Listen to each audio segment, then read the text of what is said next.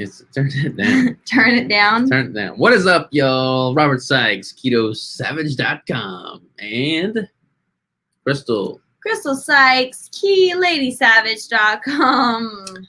We are live at 5 on YouTube and Facebook. We're live at 5 on Instagram.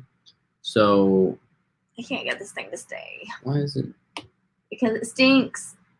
You just gotta squeeze it. There you go. Just trying to get it to get our faces too. Anyways, I don't know what's happening because that is that's is it live? I don't know. That's the button, and I already pressed it, and it's not showing anyone. You just exit out of it and then jump back on. Go live. Sorry, we're having some technical difficulties here. Now we're good. Yes. All right, now we're live on Yay. Instagram, live on Facebook and YouTube. Oof. Oh my goodness. I'm so sorry, Instagram. You just unplugged the camera. I'm sorry. It wasn't my Goodness fault. gracious. I just accidentally dropped you guys. This thing is just not working with me here today. All right, is that better? Hold on, let's change the. Crystal, you really. I'm sorry. It wasn't me. It was the thing. I told you it was stinking today. All right, now we're live. Now we're here. I'm so sorry, everyone. What a destruction I did on this place. Okay, so Okay. Woo. we're not drinking Topo Chicos. We're drinking wine because Yes. it's 5 o'clock somewhere.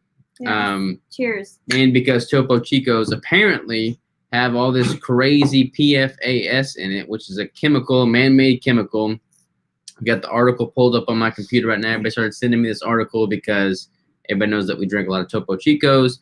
But apparently of all the different sparkling water brands, Topo Chico ranks the worst. Yeah, the highest in this amount. The Topo Chico water has 9.76? Yeah, I think 9.76 parts per trillion of this chemical, PFAS, and then others have like 1 to 2. So that's not good. And PFAS stands for polyfluoroalkyl substances. So no bueno on the Topo Chico. So we're done drinking Topo Chico. Who would have ever thought we would stop drinking those? I don't know. I was Tell drinking us like that a there's a gallon a chemical day. in it and we will stop. Yeah. Robert was drinking a crazy amount. I did not drink that much. I did drink one like maybe once a day. Yeah. So now we're drinking wine, which probably got all kinds of chemicals in it too, but It's a pretty good wine. pretty good wine. All right. So today we're beginning the discussion with the topic of establishing baseline calories. So you want to start with this, or you may just dive in? Go ahead and dive in. Okay. I'm laughing at these people that are saying, "Come on, Lady Savage. About Like, what? get it together," because I was causing a ruckus. All right. So let me preface this with this statement. So there's a ton of macro calculators. I've got a macro calculator. Almost any nutritional website has some macro calculator. There are a dime a dozen on the internet. And I never really recommend macro calculators. Like, I just don't. They take your age, sex, weight, body fat. Sometimes they don't even take that. They take your activity level. They throw it into an equation and spit you out a bunch of macros with some baseline calories. And there is a place for macro calculators, so I don't want to disband all macro calculators. However, the best way to establish your calories, we'll talk about calories. We're not going to talk about macros here. We're going to talk about calories. The best way to establish your baseline calories is not through a macro calculator. The best way to establish your baseline calories is through tracking what your consumption is and figuring out what your body is doing. So you've got the energy balance, and I'm going to talk about calories here. I know calories is kind of a red flag to some people in the keto space for whatever reason, but calories do count.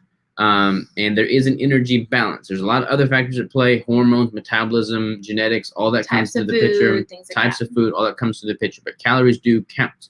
Now, you can have an energy balance, which basically says you're either in a deficit, so you're consuming fewer calories than your body needs to maintain a homeostatic set point, or you're consuming more calories than your body needs, and you'll gain weight, and that would put you in a surplus. So When I'm trying to focus on building lean muscle tissue, I try and eat at a surplus so that my body has extra fuel on hand in order to build more tissue. When I'm trying to lose body fat, and again, there's a lot more to it than this, I try to decrease calories that I'm in a caloric deficit to try and optimize for fat loss.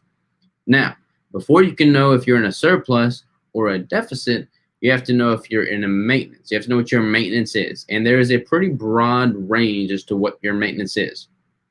Maintenance can be defined as your caloric consumption that yields no gain or loss in weight. So for me, again, I've got a pretty broad range. I can maintain the same body weight whether I'm eating probably 2,900 calories or 3,500 calories. So anything within that range, that window, my body weight's going to stay pretty much the same because your body has a homeostatic set point. So when I'm in an off season, when I'm just like at maintenance like I am currently, I can eat between 2,900 calories and 3,500 calories and stay pretty much at my weight of 178 pretty effortlessly. That's my maintenance. If I go much below that 2,900, or if I go much above that 3,500, my weight will change. My composition will change. What is your rough estimate for you? Of like what puts me in a surplus and what puts me. Yeah, like what's your maintenance calories based off of your current activity level and et cetera, et cetera? Mine is like my maintenance not in a surplus is probably 2,300 calories. All right. So hers is around 22, 23. Mine's around 29 to 3,500. So I normally just split the difference and say like 3,300 or somewhere in there. And I feel pretty good at that. You feel pretty good at 2,200. Mm-hmm. We can maintain that with our current activity levels, with our training, with everything, and not really see an increase or decrease in weight and body composition, body fat or muscle even. So that is important. And the best way to establish that is to track your consumption consistently over a long enough period of time, figure out what you're actually consuming,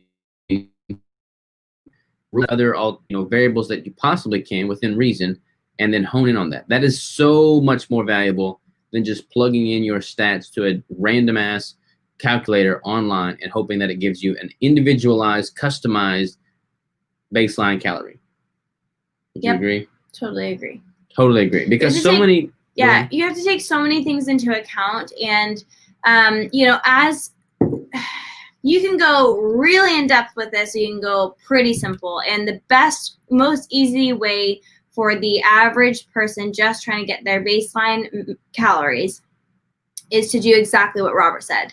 And then if you want to go like a step further, then get your labs done, get your hormones tested, get your food sensitivity tested. You get all those things tested, and then you can really see like, okay, what is a base calorie going to make a difference? Because if I'm sensitive to something like turmeric, I'm probably going to remove turmeric in my diet, and that's going to reduce the amount of inflammation in my system, and therefore it will help me to absorb the other foods better, things like that. So the types of foods you're eating are important. Your labs are important. Your hormones are important. Everything is so important. But to get your base and like start a foundation, I would absolutely do everything that you just said.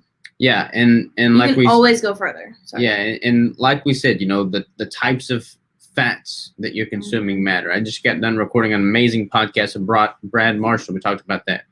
The macronutrient distribution of your food matters. Your maintenance calories following a ketogenic diet may be slightly different than your maintenance calories following a flexible dieting approach. So the type of food matters, your genetics matter, your activity level matter, all that matters.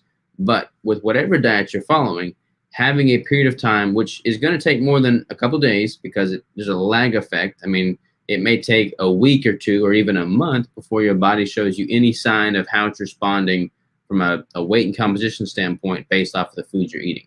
So track, stay consistent, and establish what your baseline homeostatic set point is and at what calorie intake you maintain at that homeostatic set point. Mm-hmm. Yipper skipper. On to some questions. Howdy, Houston here. We got up, what's up, Houston? savages? What's up? You look beautiful. Oh, Thank you. I'm from what's up, Ohio. savage couple?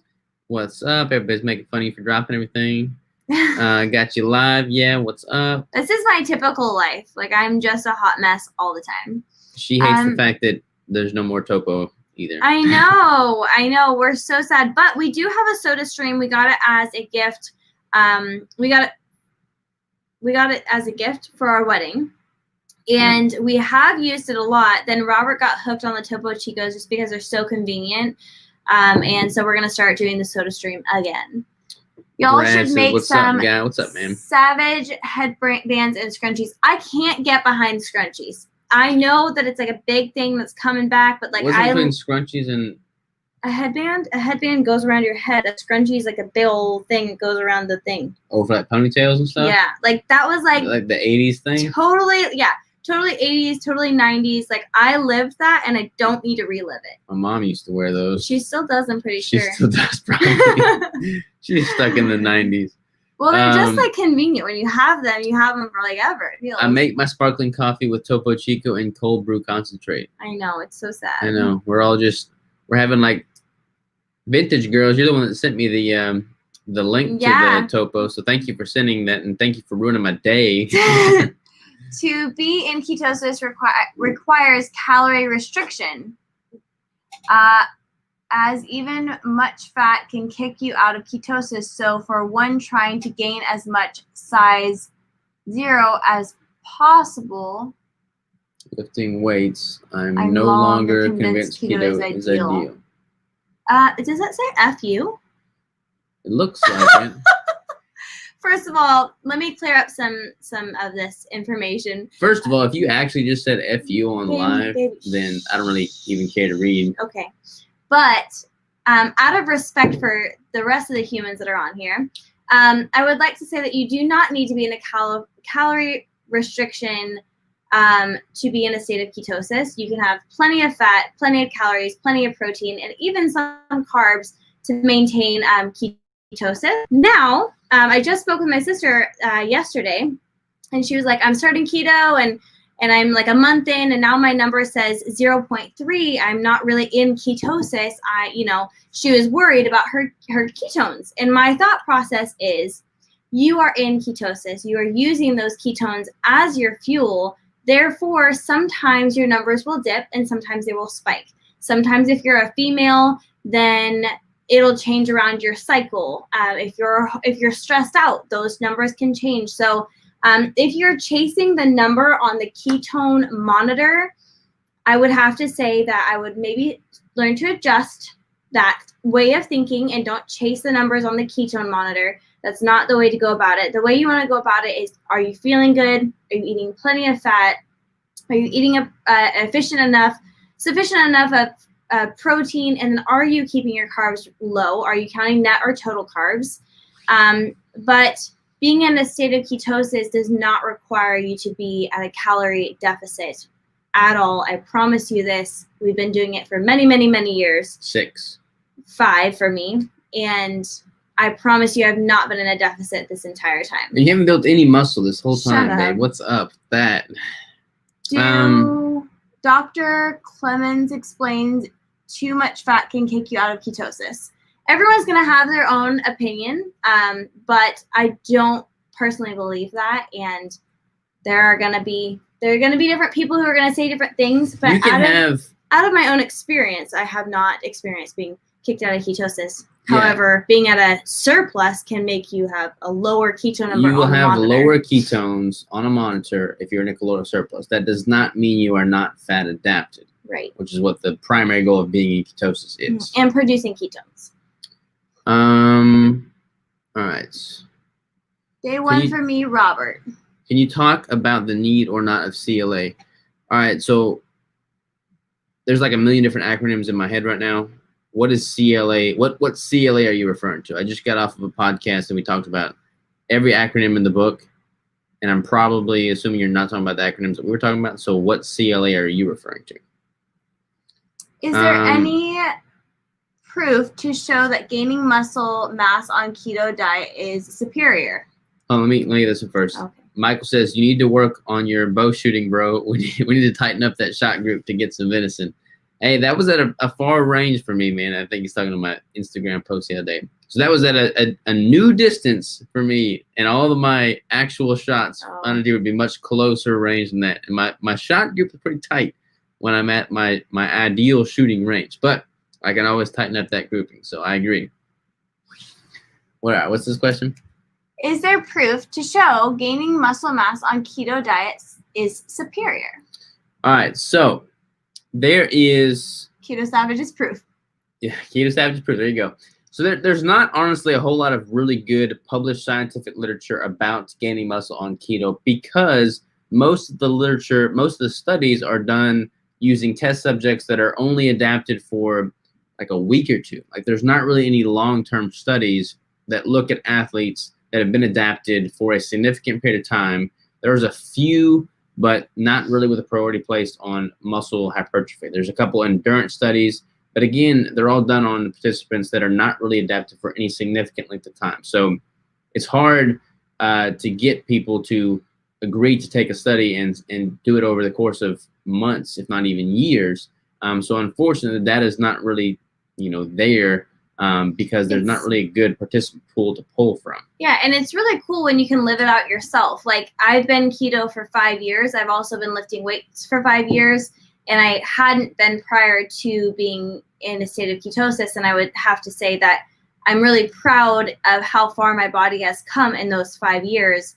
I've gained a lot of muscle and completely changed the way that my body looks simply by building muscle. And the important part to remember is that internal health is just as important as the outward appearance. So building muscle, yes, is a priority for some of us, but also internal health is the most important. And knowing that your body is getting plenty of fat for your brain, for your joints, for all the lubrication that you need, especially for females, and all of the fat that we need in our body, I find that being in a state of ketosis is more beneficial for me. In the long run, it's healthier for me, and therefore I can stay in a state of ketosis, build muscle mass, and remain very healthy. All right. Ada says, for someone that comes in with no hunger, eating less than 1,000 calories already, assuming adaptive metabolism, what would your approach be? So if you're consuming less than 1,000 calories already, then you have a massively down-regulated metabolism. I mean, nobody should be able to justify eating less than 1,000 calories, especially if you're an athlete.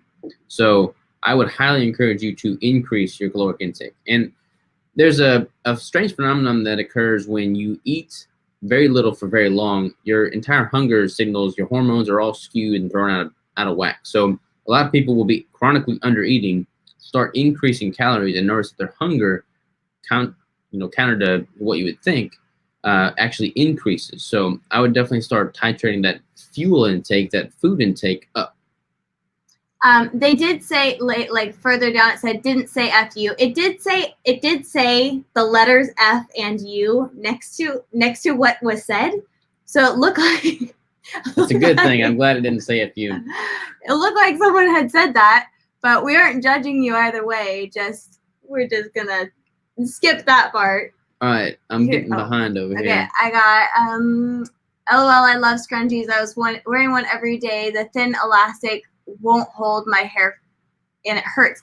Yes, I don't know if you've seen those ones that are like, I don't even know what they're made out of, but they're like swirly. Those actually don't get stuck in your hair very easily, and they're supposed to be good for like not showing like the crimpness after you take your hair down. That's what I've been using, because the like the black rubber bands and the thin ones are really hard to hold my hair. All right, good day, y'all. Will Pumpkin Pie Bricks be returning this year? Thank you. We're not planning on releasing the Pumpkin Pie Bricks because we've got something so much better in the pipeline, and that will be releasing not very soon, but in the near pretty future. soon, in the near future. You guys always seem to go big for kitchen appliances. You need to go bigger than SodaStream. Full corny keg, 5 gallons of sparkling water with CO2 tank. That's I'd funny. be down with that. Can you send me like an Amazon link or something? I think the only reason we like go big is because we don't have an actual kitchen. So like we don't have an actual stove or a real oven. Our waffle maker is awesome. Our waffle maker is so much better than anybody else's waffle maker. And our grill are fantastic, but we don't have a stove or an oven. So there's that. Vintage Girl says, sorry for that, but we love you. So after seeing that trash can full of bottles that matched ours, I was obligated to save you. Yeah, I'm gonna have to totally change my drinking habits because I was drinking probably like half a gallon of Topo a day. Well, using soda stream. All right, Jessica says, eating keto, my ketones were never high on the ketone meter. Doing carnivore, they stay above 2 pretty much day and night. Some people are just super sensitive to carbs, even veggies. Very true. That is very true. I would be curious though, what is your protein and fat macros done since going from keto to carnivore? Are you in more of a deficit or more of a surplus? I'd be curious there. Yeah, they might just be eating carnivore, which is great too. When do you need to recalculate your protein threshold? So your protein threshold is subject to change depending on all kinds of different factors. How much muscle mass you have, what your calories are like, et cetera, et cetera. So if you follow what I would consider to be my protocol with like figuring out your protein threshold, going through these phases of being in a surplus, being in a deficit, what I like to do is I like to reestablish my protein threshold each time I cycle through and transition to a cutting phase. And there's also going to be like a reverse diet protein threshold. So I would pretty much recalculate that threshold each time you cycle through this cutting building phase. What do you guys think about Quest Whey protein powder? I don't know the last time I looked at the Quest protein powder, so they may have adjusted it since the last time I looked. But with my protein powders, Robert doesn't drink or eat a lot of protein powders. I do because I like the shakes. I like to have like a shake in the evening or within my, I like protein powder in my yogurt too. And for mine, I really just like to see like a whey protein concentrate.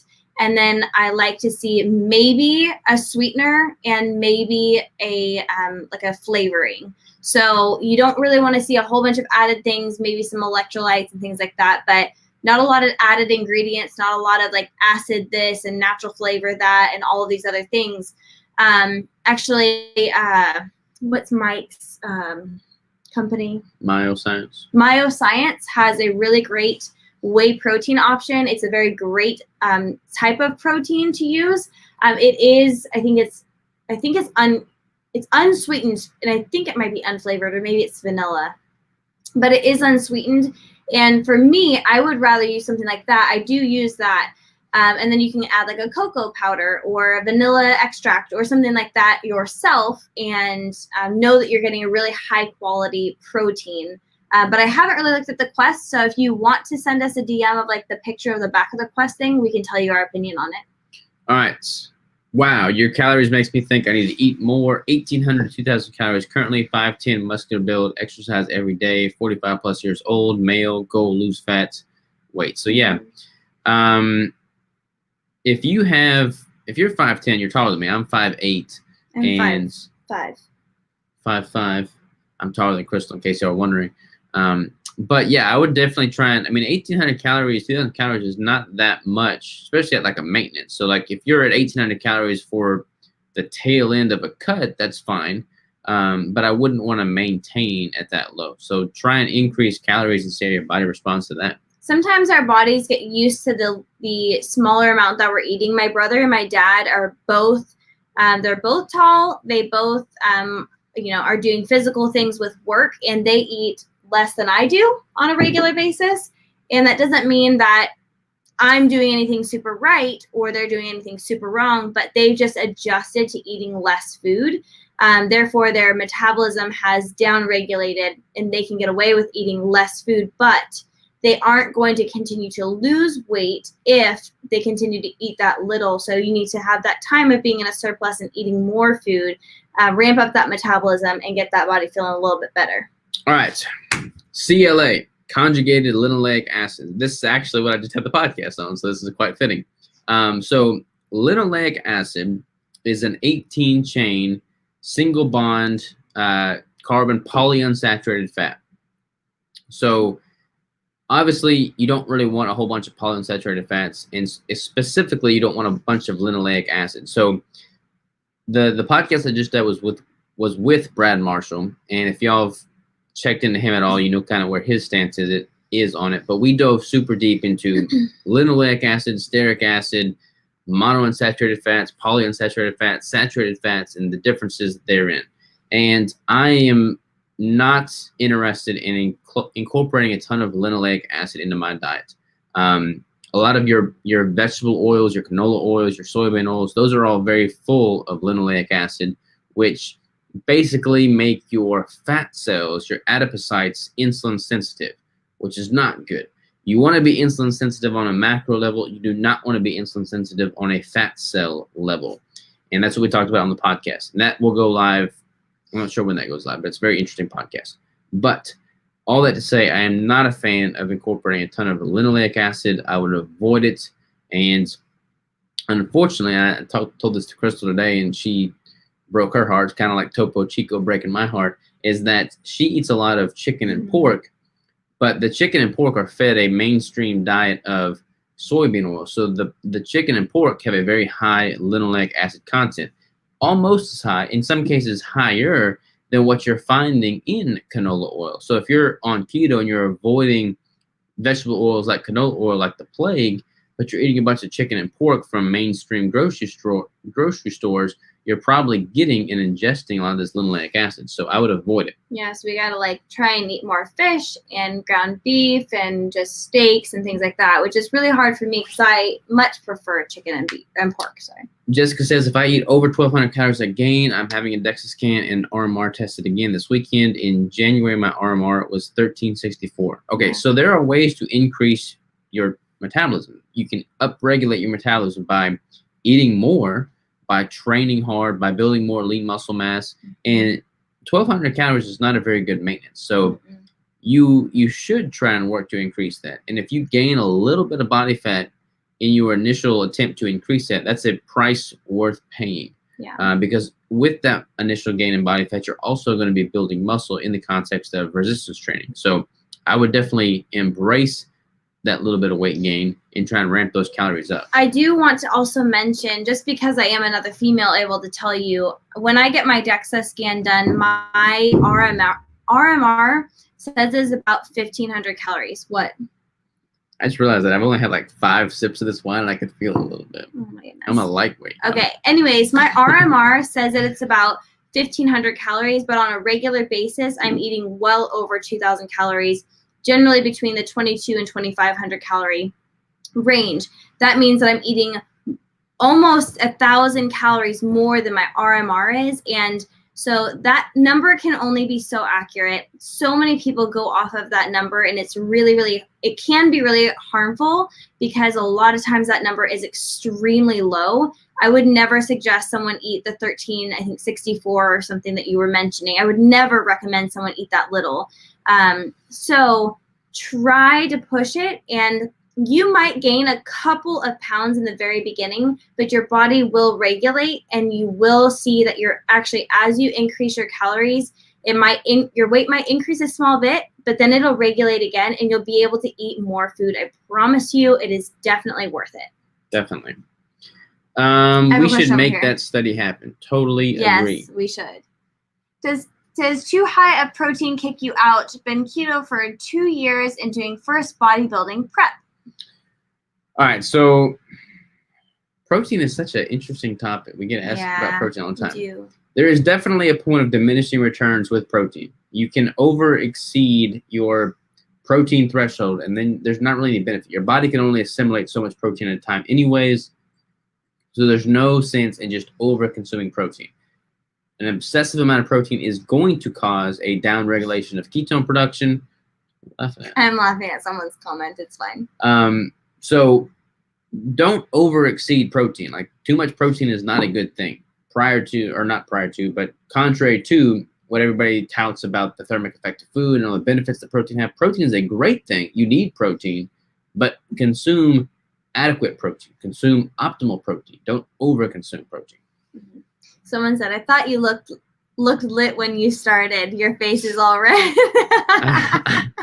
I'm not lit. What's funny is we drank the same amount, and I can handle so much more. I don't know what it is within us. I think it's the Scottish in me. I really do. I have Scottish in me. But not as much as me. Because I'm so lean right now. Anyways, I am a higher body fat percentage than Robert, but also I do swear it's the Scottish. I do. Tara says, just order bricks for backpacking end of month. Thanks for shipping so fast. Well, thank you so very much, Tara. I hope the bricks are a wonderful addition to your backpacking trip. Take some pictures. Where are you going backpacking at? I'm curious. Appreciate the info you two share. Does how many times you eat per day change whether you're in a maintenance or bulking? It's not necessarily the amount of times you eat, the frequency that changes whether you're in a maintenance or a bulking. It's more so the total, caloric count of that. So if I'm only eating 2,000 calories a day and my maintenance is at 3,000 calories a day, but I'm eating 6 times a day, that's going to still yield a deficit. However, there are nuances in that. Like, I don't want to eat 6 times a day because that's going to have the multiple spikes of insulin, even if it's coming from fatty foods. So I try to keep my meal frequency down a little bit, typically between 2 or 3 meals. If I'm doing a deficit, I'm oftentimes going to 1 meal a day. So meal frequency does matter, but it's not necessarily going to be the determining factor in whether or not you're in a maintenance or a building phase. Mm-hmm. Building muscle on keto currently, but my carbs fluctuate between 20 to 50 net carbs a day. Is it okay, or do I need to be more strict? 20 to 50 net carbs is a lot. I mean, how many total carbs? Like, if you're doing 50 net carbs, you're probably 75 or 100 total carbs. If you're doing 20 net carbs and it's 30 total, that's not too bad. But we try to recommend that most people stay at or around 20 total carbs. We do not count net because we personally believe that anything that you put in your mouth, you should count.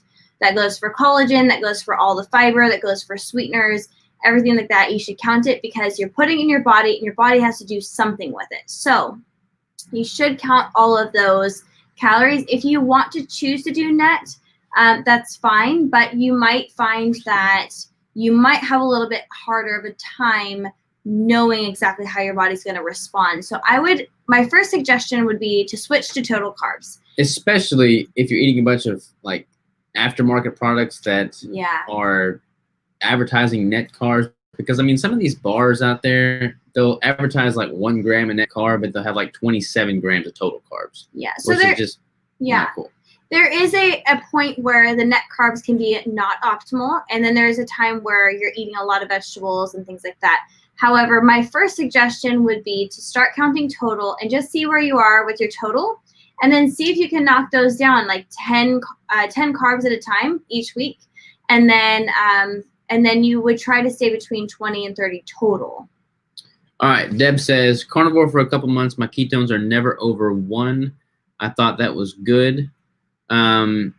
So a lot of people that are following a carnivore diet by default eat a lot more protein and a lot less fat, because it takes a bit more effort to add dietary fat if you're following a strict carnivore approach.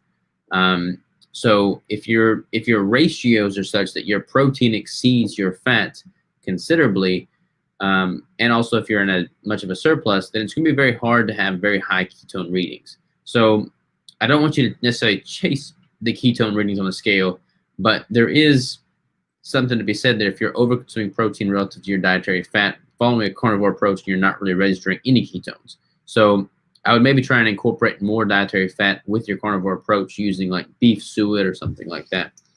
Gluconeogenesis may be comparative to doing keto. Sean Baker set world record 6 months in on gluconeogenesis carnivore. Yeah, Sean Baker and I are like super cool. Mm-hmm. I like Sean Baker a lot. He's done higher protein versions. He's done higher fat versions. He's currently doing a higher fat version. At least it was last I checked in with him. And he looks freaking shredded now with the higher fat version. And I had him on the podcast a while back, and he's noticed significantly more energy with the higher fat. So is there a question with the gluconeogenesis, or is it just making a statement? I think they were just making a statement. It said may be comparative to doing keto. And then they talked about Sean Baker. Yeah, I mean, gluconeogenesis, like, a lot of people get scared of gluconeogenesis because they get scared of eating too much protein for fear of gluconeogenesis. Gluconeogenesis is not a bad thing, but it's not really an optimal, like protein is not an optimal substrate for energy. Like you can either use carbs for energy or you can use fat for energy, or you can use gluconeogenesis inefficiently for energy.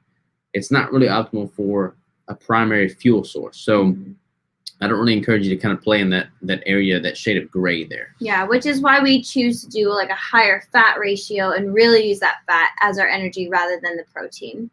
Hello from Toronto, Canada. How do you consistently take progress pictures, i.e. time of the day, lighting, setup, camera for consistency, that sort of thing? I struggle to be able to compare apples to apples. Okay, so the way Robert and I do it is we have a room. We've been pretty bad about it here lately. We haven't. But we have a room that does not have windows, or you can block out the windows as you can with like a sheet or a blanket or something like that.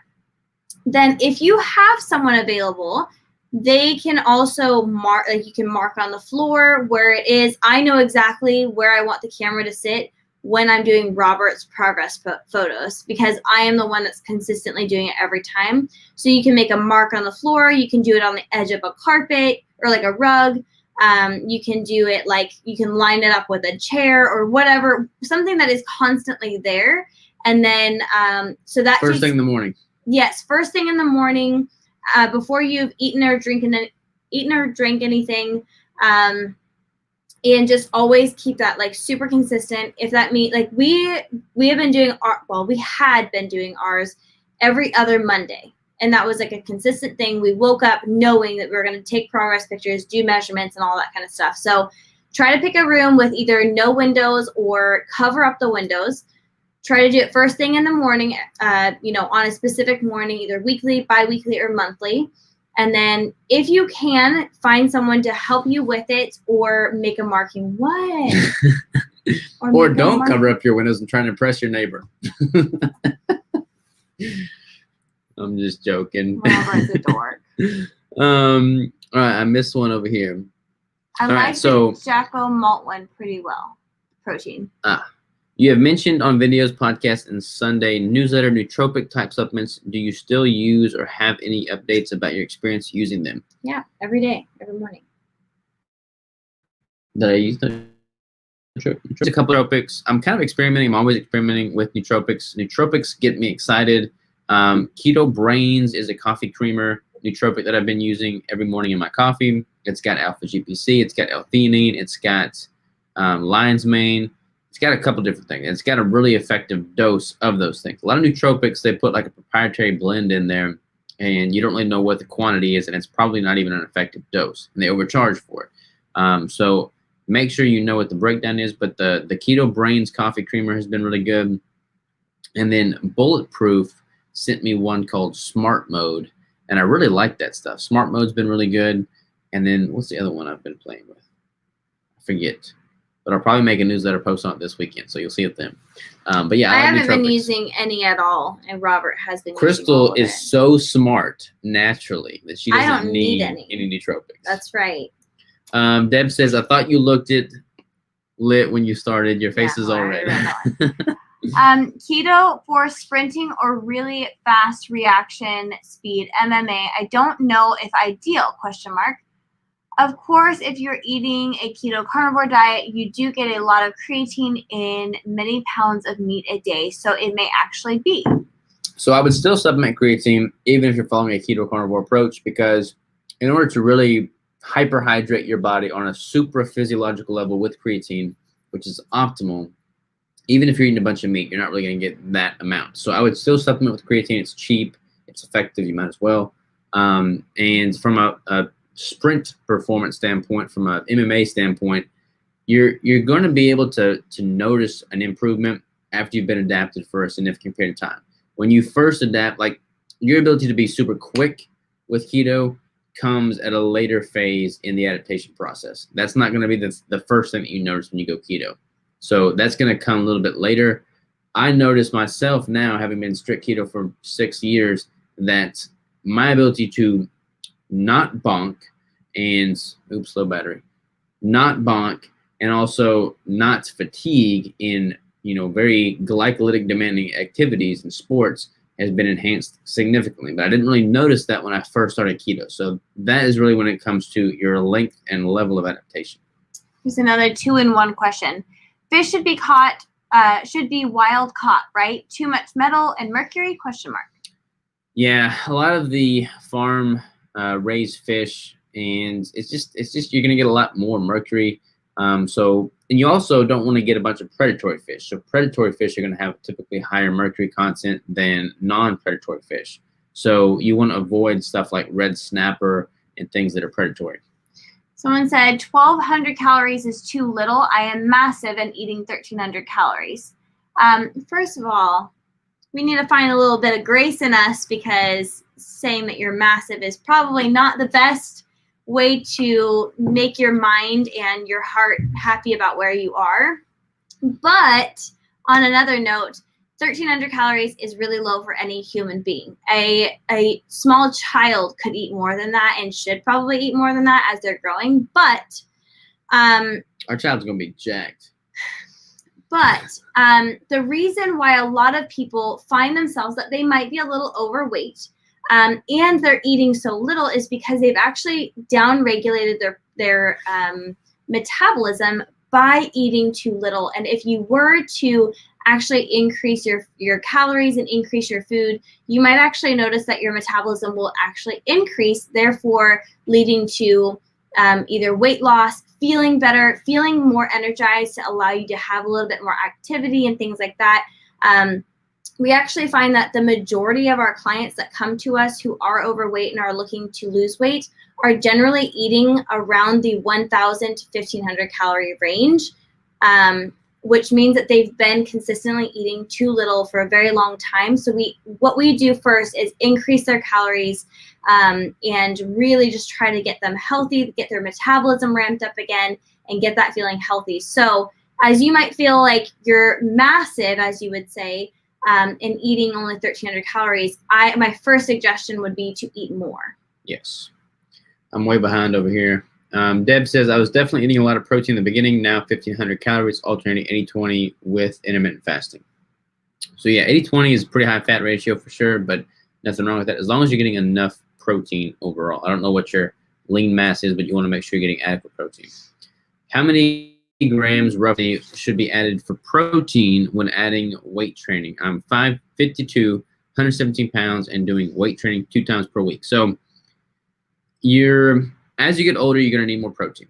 You're 117 pounds currently, and you're weight training. So what you could do is just say, okay, I'm going to eat 117 grams of protein, 110 to 120 grams of protein. So you've got basically a 1 gram protein per pound of body weight. Mm-hmm. If you're younger, you could probably get away with 1 gram protein per pound of lean mass. But since you're, getting older, not that you're old by any means, so don't take that the wrong way, because I'm trying to get as we all age, we need a little bit more protein. Yes. So I would just play it safe, have 100 grams minimum protein at 117 pounds, but then increase that to see if you can get a protein threshold and see what your upper limit would be, and stay close to that upper limit. Mm-hmm. Are you guys going to do any seasonal flavors? Mint ? We are going to have a couple of seasonal flavors, and one is coming out in the somewhat near future, so it's really good. Get ready for it.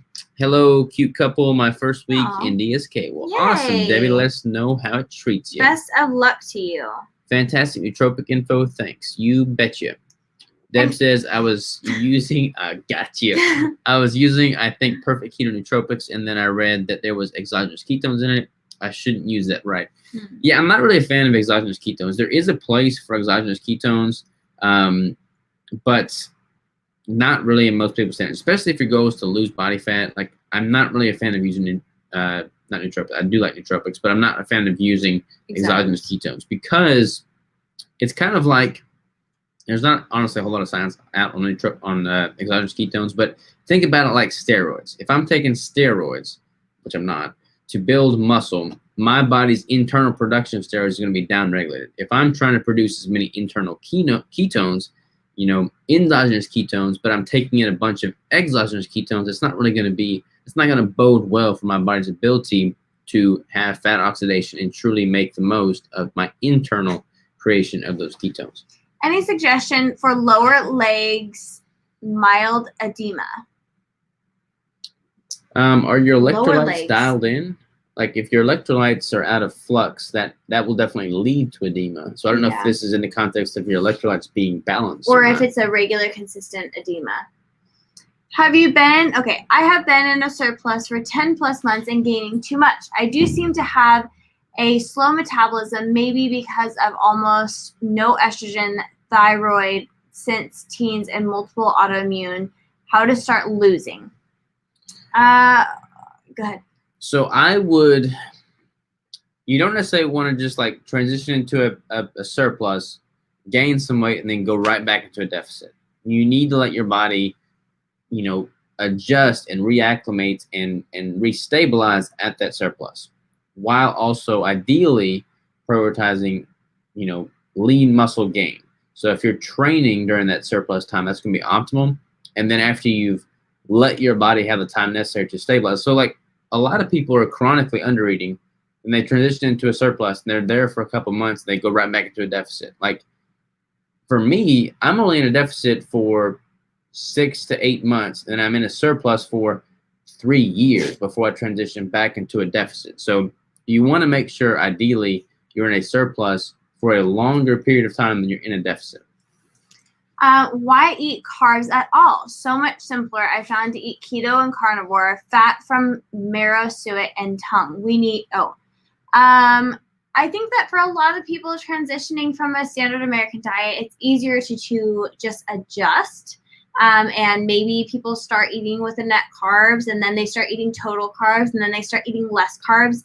And I think eventually people get to the point that they want to eat little to no carbs at all, and that is easier for some. However, others do enjoy vegetables and things like that and don't feel any adverse effects.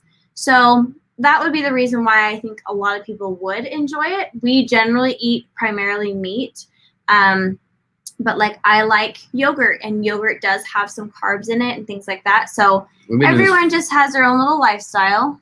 We've been in this for 47 minutes. I know we've been on here for a lot longer today. Again, first week in the SK, and I had been eating 1250 to 1350 daily calories. I'm onboarding to 1510 calories for 3 weeks, and hope the spreadsheet gives me very clear macros. All right, so quick little note here.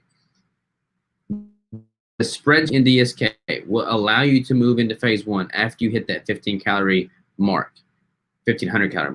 But I would go beyond that. I would at least, for you, in your case, try to get to 1800 or beyond before transitioning to phase 1. So definitely take note of that. Chris says, hey guys, glad to see you. Hey Chris, how are you? Could you do a video to follow up on the items you mentioned or excited about in your newsletter? Are you still excited? Why or why not? Thanks.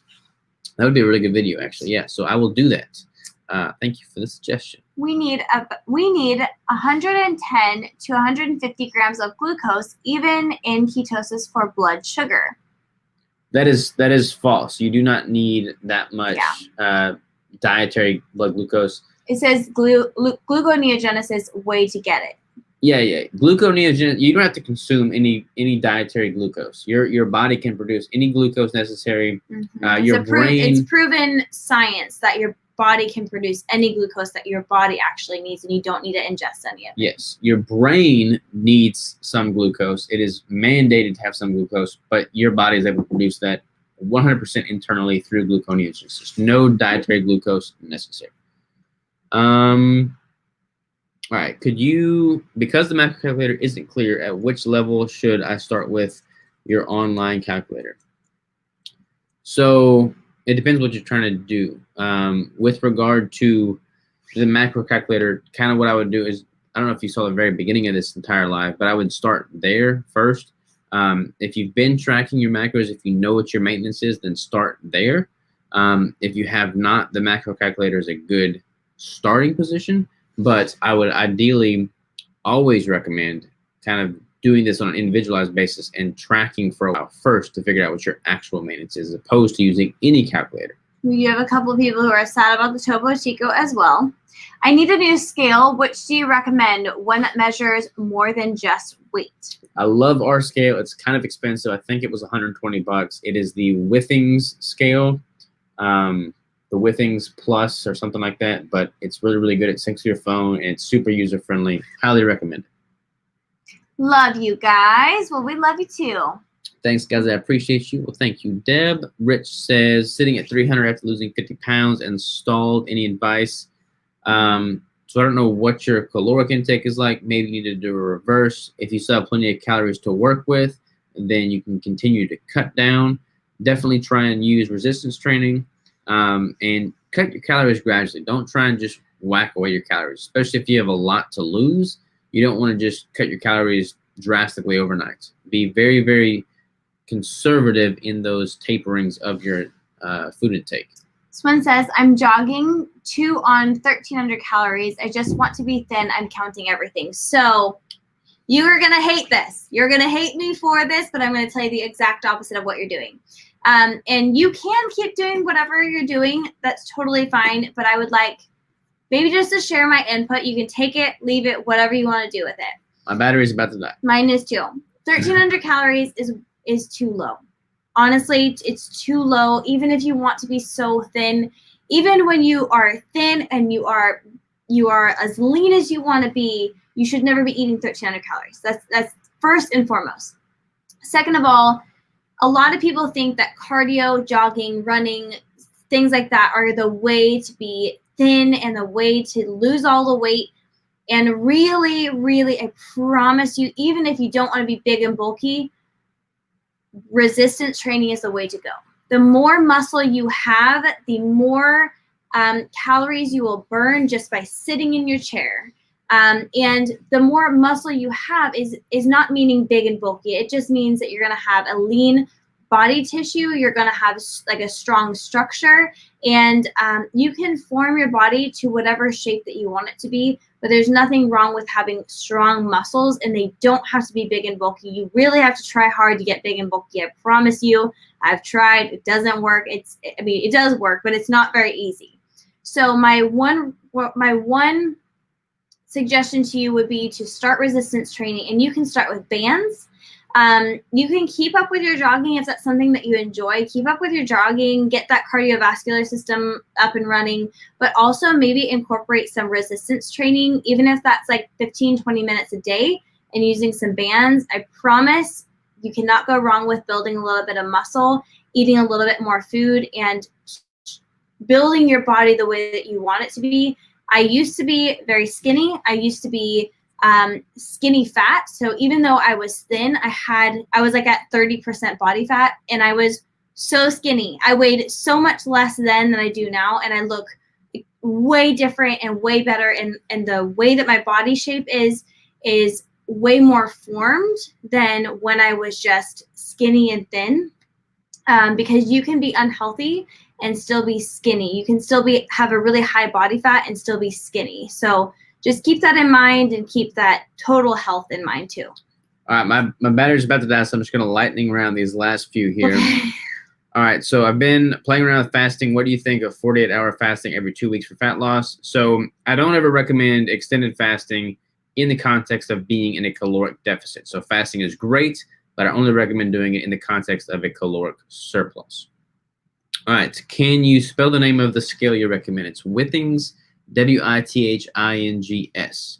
Is it Nokia Withings? It's Withings. Yeah. If that helps, because he just spelled that really quick. Also, for anyone wondering if DSK works, I started on day 1 of initial launch at 260 and now am maintaining 200. I still have a ways to go, but I do appreciate everything DSK has taught me. Yay. That is freaking awesome, Congratulations, Chris. Congratulations. Chris. That is amazing. That's really awesome. Ray R says, love you guys. Love you too, Ray. And thank you for this explanation. You bet. Absolutely. All right. All of it. So this is done. I'm missing some over here. But I don't think we're gonna catch up in Wow, time. that's I a lot of know. I questions. know. There's a lot. Can we see these So- questions afterwards? Can we start next week with these questions? I can take some screenshots. Sorry, I'm gonna screenshot all of you guys here. All right, y'all. We're gonna say bye on YouTube and Facebook because the battery's about to die. But we're gonna screenshot these remaining questions and then start off next week's Q&A with them. So y'all have a wonderful day, and we'll talk to you soon. Take care and toodaloo.